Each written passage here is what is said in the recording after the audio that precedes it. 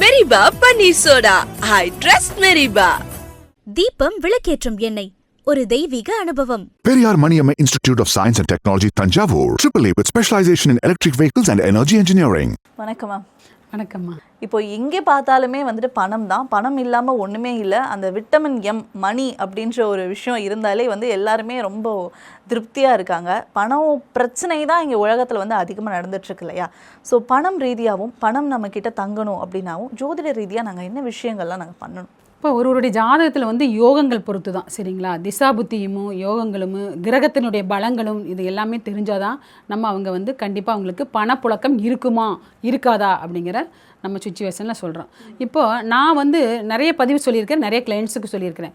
உங்கள் நட்சத்திரத்துக்கு அடுத்து வர்ற கோடீஸ்வர நட்சத்திரத்தை இயக்குங்க அப்படின்னு சொல்லுவேன். அதை எப்படியெல்லாம் இயக்கலாம் அப்படிங்கிற விஷயந்தான் அவங்கவுங்க ஜாதகத்தை பார்க்கும்போது நல்லா அக்யூரேட்டாக பலனா அவங்களுக்கு தர முடியும், சரிங்களா? அப்போ அந்த வகையில் நம்ம ஃபஸ்ட்டு வரலாம். எப்படின்னா 2ஆம் பாவம் தான் தனபாவம், 2ஆம் பாவம் தான் வருமான பாவம். அந்த 2ஆம் பாவம் எப்படி இருக்குன்னு பார்க்கணும், சரிங்களா? 11ஆம் பாவம் ஆசை நிறைவேறும் பாவம். அப்படின்னா நம்மளோட ஆசை நிறைவேறுமா நிறைவேறாதா? நான் இன்றைக்கி ஒரு பட்டுச்சலை எடுக்கணும், நம்ம அதை தானே பேசுவோம். பட்டுச்சலை எடுக்கணும், எடுக்க முடியுமா முடியாதா? இன்றைக்கி ஒரு நெக்லஸ் வாங்கணும், எடுக்க முடியுமா முடியாதா? ஆசை நிறைவேறும் ஸ்தானம் 11, சரிங்களா? 10னா சுய தொழில். நம்ம தொழில் எப்படி க்ரோத் ஆகுது, ஆகுமா ஆகாதா அப்படிங்கிற ஸ்தானம் 10ஆம் பாவம். அப்போ நம்ம என்னென்ன பார்க்குறோம்? 2 பார்க்குறோம், 11 பார்க்குறோம், 10 பார்க்குறோம். அப்போ இந்த பாவங்களில் நன்மை விளைவிக்கும் கிரகங்கள் இருந்தால் அப்போ என்ன ஆகும்னா நம்மளுக்கு நன்மை கிடைக்கும், சரிங்களா? இதுக்கு அடுத்தபடி 5 வந்து புத்தி கூர்மை. நம்ம ஒரு விஷயத்தை இன்றைக்கி ஒரு 10 ரூபா நம்ம கையில் இருக்குன்னா ஒரு ட்ரேடிங்கில் கொண்டு போட்டு அந்த பணத்தை நம்ம அதிகபட்சம் இன்க்ரீஸ் பண்ணலாம் அப்படிங்கும்போது நம்ம புத்தி கூர்மை பயன்படுத்துகிறோம். அப்போ அது 5ஆம் பாவம், புரியுதுங்களா? அப்போ நமக்கு என்னென்ன பாவம் வேணும்னா 2 வேணும், 11 வேணும், 5 வேணும், 10 வேணும். 10 தொழிலுக்காக, சரிங்களா? இப்போ இந்த பாவங்கள் நம்ம ஜாதகத்தில் பார்க்கும்போது இந்த பாவங்கள் எல்லாம் பாவகிரகங்கள்லாம் யாருன்னா செவ்வாய், சனி, சரிங்களா, ராகு, கேது இவங்களுடன் தொடர்பு கொண்டால் இவங்களுக்கு கண்டிப்பாக பண வரவு செலவு நன்றாக இருக்காது. கையில் மணி புழக்கம் நல்லா இருக்காது, மணி ஃப்ளோ நல்லா இருக்காது. அப்போ அவங்க ஜாதகத்தை நம்ம வாங்கி பார்க்கும்போது ஒன்றும் இல்லை, ஒரு ரேவதி நட்சத்திரக்காரர் நம்மக்கிட்ட ஜாதகம் பார்க்க வர்றாங்கன்னு வைங்க. அவருக்கு அடுத்த நட்சத்திரம் நம்ம என்ன பண்ணுறோன்னா பரணி 3வது நட்சத்திரமாக வருது. ஆனால் 3வது நட்சத்திரம் விபத்து நட்சத்திரம்னு சொல்லி எல்லாம் ஒமிட் பண்ணிடுவாங்க. 2வது நட்சத்திரம் தனதாரை தருன்னு சொல்லுவாங்க. ஆனால் இவங்களுக்கு ரேவதி நட்சத்திரமே கோடீஸ்வர நட்சத்திரம் தான். அவங்க வந்து பரணியை இயக்கலாம், புரியுதுங்களா? பரணியை இயக்கலைன்னா ரோகிணியை இயக்கலாம். இது கோடீஸ்வர நட்சத்திரம். ரோகிணியை எப்படி இயக்கலாம்? ஏன்னா நிறைய பேர் அரகுர ஜோசியர் நிறைய இருக்காங்க இந்த யூடியூப் பார்த்து. அவங்க வந்து எனக்கு 3வது நட்சத்திரமாக வருது பரணி, ரேவதி அஸ்வினி பரணி அப்படிங்கிறது 3வது நட்சத்திரமாக வருது. ரோகிணிங்கிறது அவங்களுக்கு தனதாரையில் வரும், சரிங்களா? அப்போ அந்த ரோகிணி நட்சத்திரத்தை இயக்கலாம். எப்படி இயக்கலாம் ரோகிணி நட்சத்திரத்தை அப்படின்னா ஒரு கிருஷ்ணர் படம் வாங்கி வீட்டில் வச்சுக்கலாம். பால் சார்ந்த பொருள்கள், ஒரு பால்கோவா, பாயாசம், இது மாதிரியெல்லாம் கோவில்களில் கொண்டு தானம் பண்ணுறது, சரிங்களா? இது ரோகிணி இயக்கிறது. கிருஷ்ணர் படம் பாட்டு கேட்கறது, கிருஷ்ணர் படம் டிபியாக வச்சுக்கிறது, இந்த மாதிரியெல்லாம் நான் இந்த கோடீஸ்வர நட்சத்திரங்களை நான் இயக்கி கொடுப்பேன். யாருக்கு? இந்த ரேவதி நட்சத்திரக்காரங்க ஒருத்தங்க வந்தால் அதுக்காக எல்லா நட்சத்திரத்துக்கும் இந்த ரோகிணி இயக்கணுங்கிறது கிடையாது. அவங்கவுங்க ஜாதகத்தை பார்க்கும்போது அவங்கவுங்க ஜாதகத்துக்கு தகுந்த மாதிரி கோடீஸ்வர நட்சத்திரம் இயக்க சொல்லித்தரோம். அப்போ நீ கோடிகளில் புரளலாம். எப்போ கோடிகளில் புரளலாம் அப்படிங்கிற விஷயம் வந்து ரொம்ப சாதாரண விஷயம். இப்போ நான் உங்களுக்கு ஒரு பதிவு கூட போட்டிருப்பேன் என்னுடைய டிபியில் பாருங்களேன். உங்ககிட்ட நான் ஜாதகம் பார்த்தேன், ஆன்லைனில் தான் ஜாதகம் பார்த்தேன். நீங்கள் 3 மாதத்தில் இவ்வளவு பொருளும் அப்படின்னு நீங்கள் சொன்னீங்க. இவ்வளோ அமௌண்ட் அவர் சொல்ல வேண்டான்ட்டார். ஆனால் பொருளுன்னு சொன்னீங்க. எனக்கு ஒரு 50-60 லட்ச ரூபாய்க்கு மேலே வந்துச்சு. இப்போ வந்து கிட்டத்தட்ட 1 கோடி ரன் பண்ணிட்டேன். ஆனால் நீங்கள் சொன்னீங்க இதையை ஃபாலோ பண்ணி நீ கிட்டத்தட்ட 6 மாதத்துக்குள்ளே 1 கோடி ரன் பண்ணிடுவேன்னு சொன்னீங்க. ஆனால் நான் நம்பவே இல்லை. என்ன நீங்கள் இப்போ என்னோடய இதை எடுத்து பாருங்களேன், பின்ன வரை காமிச்சினல்ல. அது வந்து எனக்கு பதிவாக கொடுத்துருந்தாங்க.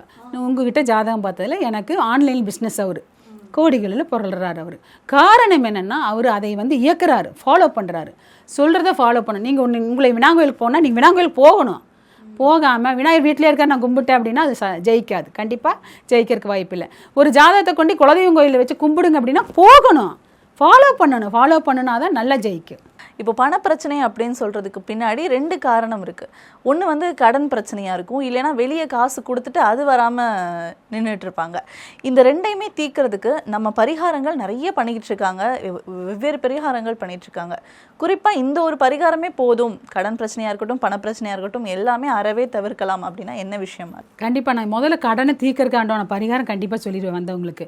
எவ்வளோ கடன் இருக்குதுன்னு கேட்பேன். ஏன்னா அந்த 6ஆம் இடத்துல எத்தனை கிரகங்கள் இருக்குதோ அது சம்மந்தமான பணங்கள் அவங்களுக்கு கடனாக இருக்கும்.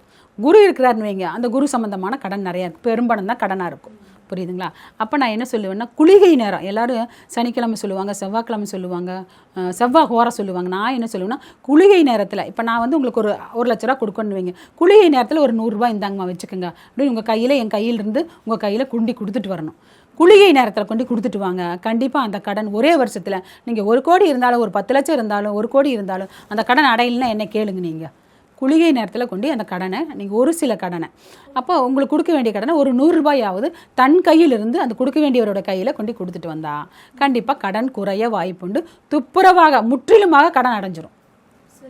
அடைஞ்சதுக்கப்புறம் நல்லா கேளுங்களேன், அடைஞ்சதுக்கப்புறம் மொத்தம் ஒரு 9 நட்சத்திரம் கோடீஸ்வர நட்சத்திரம் வருது. ஒரு ஜாதகத்தில் ஒரு ராசி கட்டத்தில் 27 நட்சத்திரங்கள் இருக்குது. அதில் 9 நட்சத்திரம் கோடீஸ்வர நட்சத்திரம். ஆனால் எல்லாமே நல்ல நட்சத்திரம் தான். எங்கள் பாட்டி தான் சொல்லுவாங்க, பரணி இருந்தால் தரணி கட்டி ஆழ்வான், அவிட்ட நட்சத்திரம் தவிட்டு பானையெல்லாம் பணம் சேரும், பூர நட்சத்திரம் தான் வாழாது அடுத்தவங்களே வாழ வைக்கும்.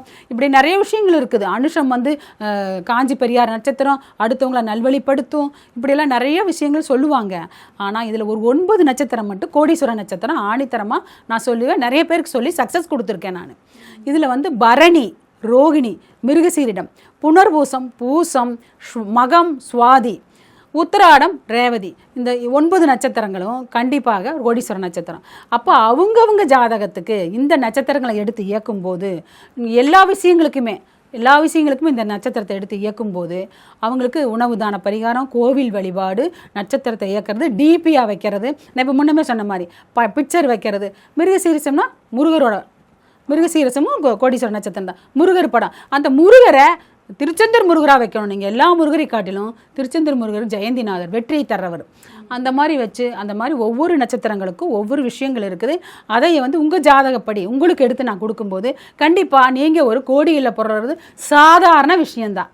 அப்படியா? ஆமாம்.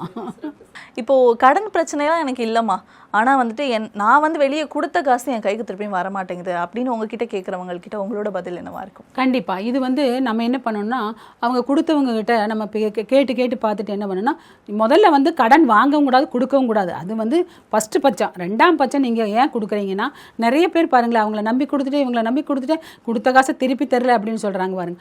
அவங்கள ஒரு வெள்ளை சீட் எடுத்து, வெள்ளை பேப்பர் எடுத்து, நான் முன்னமே சொல்லியிருக்கிறதே, அவங்களோட பேர் எழுதிருங்க. அவங்க எனக்கு இவ்வளோ பணம் தரணும், அதை கையில் வச்சுக்க, அந்த சீட்டை ஒரு தேங்காய் கையில் வச்சுக்கோங்க.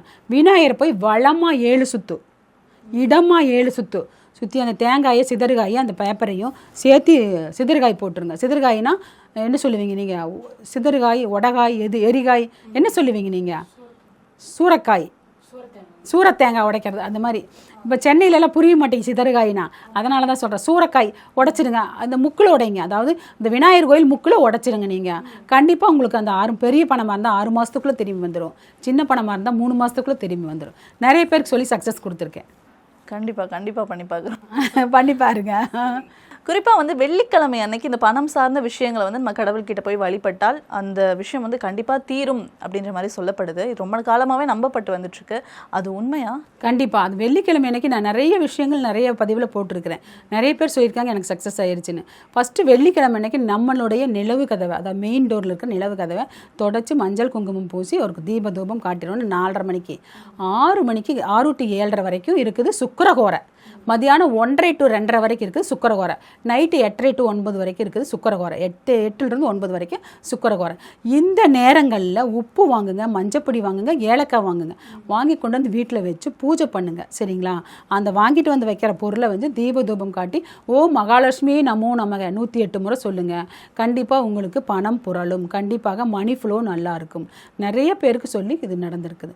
வாசலில், என்ட்ரன்ஸில், மெயின் டோரில் வெற்றி வேறு கட்டி கட்டி விடுங்க 2 பக்கமும். வெற்றி வேர் கேள்விப்பட்டிருக்கீங்கன்னு நினைக்கிறேன். வெற்றி வேர் கட்டி விடுங்க. அந்த வாசல் அதன் நிலவுக்கு வந்து தீபதூபம் வந்து வெள்ளி வாரம் வெள்ளி தீபதூபம் காட்டும்போது கண்டிப்பாக உங்களுக்கு அதுதான் வந்து மகாலட்சுமி. வரமகாலட்சுமினா யாருன்னா நிலவு தான். இந்த மாதிரி பணப்பிரச்சனையே இல்லாமல் கோடிகளில் புரளணும் அப்படின்னா எந்த தெய்வத்தை நாங்கள் தொடர்ந்து வழிபடணும்? கண்டிப்பாக மகாலட்சுமி வழிபாடு தான். அதான் அந்த மகாலட்சுமி துதி இருக்குது நிறையா, அதை நீங்கள் போட்டு கேட்கலாம், நீங்கள் படிக்கலாம், கேட்கலாம். இப்போ வர மகாலட்சுமின்னு ஒரு ஆடி வெள்ளியில் ஒரு வருமலைங்க வரலட்சுமி பூஜைன்னு ஒன்று வருது பாருங்கள். இந்த பூஜை உங்கள் வீட்டில் சிம்பிளாக கூட கொண்டாடுங்க. ஒரு சாமி மாதிரி ஒரு தேங்காயில் ஒரு தண்ணி வச்சு கும்பம் வைப்பாங்கள்ல, அது தேங்காயில் சாமி மாதிரி செஞ்சு வச்சு அதுக்கு மகாலட்சுமி வர மகாலட்சுமி ஸ்தோத்திரம் சொல்லுங்கள், துதி சொல்லுங்கள். ஒன்றுமே சொல்ல தெரியல, ஓ மகாலட்சுமி நமோ நமக 108 சொல்லி வெள்ளிக்கிழமை ஆடி வெள்ளிக்கிழமை 5 வெள்ளிக்கிழமையும் பண்ணலாம். பண்ணி பாருங்கள். அடுத்த வருஷம் இன்ன காலம் நீங்கள் ஒரு கோடீஸ்வரர் தான். குறிப்பாக இந்த கோவில்களுக்கு போகணும் அப்படின்ற மாதிரி எதாவது இருக்காமா? மகாலட்சுமி கோயிலுக்கு போகலாங்கம்மா. மகாலட்சுமி அதாவது சயனகோல பெருமாள் பார்க்கலாம். அவங்க தொப்பில் இருந்தால் மகாலட்சுமி மேலே போவாங்க. ஸ்ரீரங்கம் போகலாம். ஸ்ரீரங்கம் போக முடியலன்னா பக்கத்தில் இருக்கிற சயனகோல பெருமாள் கோவிலுக்கு போகலாம். ஏன்னா அவங்க தொப்பிலிருந்து மகாலட்சுமி மேலே உட்காந்துருப்பாங்க. அதனால் அவங்க வழிபாடு எடுத்துக்கிறது நல்லது. நிற மாலை வாங்கி கொடுக்கணும். சயனகோல பெருமாள் கோயிலுக்கு போனால் நிற மாலை, பெருமாள் அளவுக்கு மாலை, நிற மாலை வாங்கி கொடுத்தா அவங்க வாழ்க்கையில் நிறைய செல்வங்கள் சேரும். பணம் நம்ம வீட்டில் இருந்துகிட்டே இருக்கணும் அப்படின்னு நினைக்கிறவங்க சில தவறுகள் பண்ணுவாங்க வீட்டிலையே. அந்த மாதிரி நீங்கள் சொல்லக்கூடிய தவறுகள்னா என்ன? நிறைய பேர் என்ன பண்ணுவாங்கன்னா, இந்த விளக்கமாறு தொடுறது, கை கழுவாம மற்ற பொருளை போய் தொடுறது, மூக்க நோண்டுறது, இதெல்லாமே நெகட்டிவ் விஷயங்கள் தெரியுங்களா? இது எல்லாமே வந்து தொடவே கூடாது. எப்பெல்லாம் சுத்தம் பண்ணணுமோ அப்போல்லாம் சுத்தம் பண்ணிக்கணும். கையை எங்கெல்லாம் தொடரமோ கை கழுவிட்டு தான் விளக்கு படுத்துட்டு பாருங்க. இந்த திரியை இப்படி செஞ்சுட்டு அந்த அழுக்கோடையே விளக்கு படுத்துவாங்க, அதுவும் செய்யக்கூடாது. தீபம் ஏற்றும் போது திரி இப்படி நசுக்கிட்டு அதை நம்ம கையை ஒரு துணியில் தொடச்சிட்டு கையை சுத்தமாக வச்சு தான் விளக்கு படுத்தணும். விளக்கு தீபம் போடும்போது நம்ம கை சுத்தமாக இருக்கணும். தீபத்துக்குள்ளே ஒரு ஏலக்காய் ஒரு கிராம்பு போட்டு தீபம் பற்றுங்க. கற்கண்டும் போடலாம். தீபம் தான் தீனி சாமிகளுக்கு, புரியுதுங்களா? அங்கே இருக்க நம்ம பூஜை ரூமில் வச்சுருக்கிற சாமிகளுக்கு நம்ம ஏற்ற தீபம் தான் சாமிக்கு தீனி. அதனால் அந்த தீபத்துக்குள்ளே கற்கண்டும் போடணும். போட்டு தீபம் ஏற்றுனா ரொம்ப, அதாவது பூஜை ரூம்பு நல்லா ஒழுங்காக நான் நிறைய வீட்டுக்கு வாஸ்து பார்க்க போயிருக்கேன், நிறைய சுத்தமாக இருப்பாங்க. தீபம் ஏற்றும்போது பயங்கர, அந்த பூஜை ரூமே பார்த்திங்கன்னா கண்ணாடி மாதிரி இருக்குது, ரொம்ப சுத்தமாக வச்சுருப்பாங்க. ஒரு சிலர் தான் வந்து தெரியாமல் பண்ணுறாங்களா தெரிஞ்சு பண்ணுறாங்களான்னு தெரியல, ரொம்ப அசூசி பண்ணுறாங்க. சுத்தம் பண்ணணும். ஃபஸ்ட்டு பூஜை ரொம்ப சுத்தம் பண்ணணும், அடுப்படி சுத்தம் பண்ணணும், நிலவு மெயின் டோரை சுத்தம் பண்ணணும். இது 3 தான் முக்கியம் மகாலட்சுமி உட்கார்ற இடம். கண்டிப்பாக. இப்போ இருக்க காலகட்டத்தில் பணம் அப்படின்னாலே சேவிங்ஸ் அதுவுமே தனியாக பண்ணிகிட்ருக்காங்க இல்லையா? இப்போது இன்வெஸ்ட்மெண்ட் அதெல்லாம் வந்துட்டு பயங்கரமாக போயிட்டுருக்கு. இந்த நிலையில் எதில் இன்வெஸ்ட் பண்ணால் நல்லாயிருக்கும் அப்படின்ற ஒரு சந்தேகம் வந்து எல்லாருக்குமே இருந்துகிட்ருக்கு. கோல்டில் பண்ணுறதா, இல்லை லேண்டில் பண்ணுறதா, இல்லை ஏதாவது பிஸ்னஸில் பண்ணலாமா, இல்லை ஷேர் மார்க்கெட்டில், இது மாதிரி நிறைய விஷயங்கள் இருக்கு இல்லையா? நீங்கள் சொல்லுங்கள், இந்த காலகட்டத்தில் எதில் பண்ணலாம்? கண்டிப்பாக நான் வந்து இந்த கோல்டில் தான் பண்ண சொல்லுவேன். ஏன்னா கோல்டு தான் கண்ணுக்கு என்ன சொல்கிறது, கண்ணு முன்னு தெரியாமல் விலையேறுதுன்னு சொல்லுவாங்கல்ல, அப்படி விலையேறிட்டுருக்கு.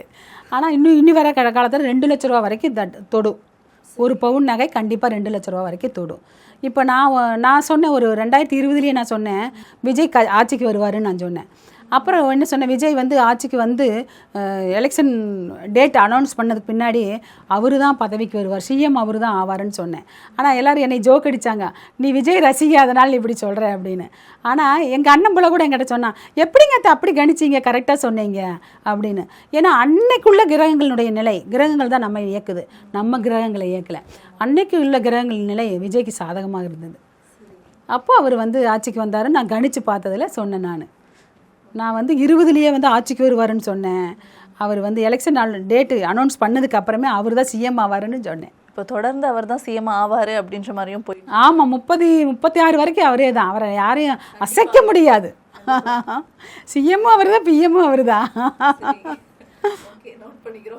பண்ணிக்கங்க. நிறைய பேருக்கு வந்து திருமணம் செய்யறதுக்கு நிறைய பதிவுகள் வந்து பண்ணிட்டு இருக்கீங்க இல்லையா? அது எப்படி மேம் பண்ணுறது? அதாவது நாங்கள் இப்போ என்ன பண்ணியிருக்கோன்னா, ஆகஸ்ட் 1ஆம் தேதியிலிருந்து வந்து நேரடியாக நம்ம ஆஃபீஸ்க்கு, உடுமலை ஆஃபீஸ்க்கு வாங்க. உடுமலை ஆஃபீஸில் ப்ரொஃபைல் நிறைய வச்சுருக்கிறேன், ஒரு 40-50 ப்ரொஃபைல் நிறையா வச்சுருக்கேன். உடுமலை ஆஃபீஸ்க்கு நேரில் வாங்க. ஆகஸ்ட் 1லிருந்து பதிஞ்சிட்ருக்கிறேன். வந்தீங்கன்னா நீங்கள் உங்களுடைய திருமணத்துக்கான பதிவை இலவசமாக பதிஞ்சுக்கலாம், சரிங்களா? மேட்சும் பதிஞ்சிட்டு போனதுக்கப்புறம் நாங்கள் ஒரு டேட் சொல்லுவோம், அந்த டேட்டில் வந்து உங்களுக்கு மேட்ச் தருவோம். அப்போ நீங்கள் மேட்ச் கொடுக்கும்போது நீங்கள் அந்த ஆப்போசிட் சைடு ஸ்பௌஸ் சைடு பேசலாம். சரிங்களா? வந்து நேரில் வந்து பதிகிறவங்களுக்கு வரும்பொழுது ஜெராக்ஸ் கொண்டு வாங்க. ஜெராக்ஸ் கொண்டு வந்து பதிஞ்சிங்கன்னா உங்களுடைய ஜெராக்ஸை நாங்கள் மற்றவங்களுக்கு கொடுக்கறதுக்கு எதுவாக இருக்குது. பிரிண்ட் நம்மகிட்டே இருக்குது. ஒரு ஜெராக்ஸ் இருந்தால் தான் நம்ம பிரிண்ட் எடுத்து கொடுக்க முடியும். அதனால் ஒரு ஜெராக்ஸோட நேரில் வந்து ஆகஸ்ட் 1ஆம் தேதி உடுமலை ஆஃபீஸ்க்கு வாங்க, வந்து பதிஞ்சுக்கோங்க. கண்டிப்பாக உங்களுக்கு நல்லதே நடக்கும். நம்பிக்கையுடன் இருப்போம். நிறைய விஷயங்கள் வந்து பகிர்ந்துக்கிட்டீங்க. பணம் சார்ந்த பிரச்சனைகளாக இருக்கட்டும், கடன் பிரச்சனைகளை எப்படி தீர்க்கணும் அப்படின்ற விஷயமே ரொம்ப தெளிவாகவும் துல்லியமாகவும் பகிர்ந்துக்கிட்டீங்க. நன்றி. நன்றிம்மா.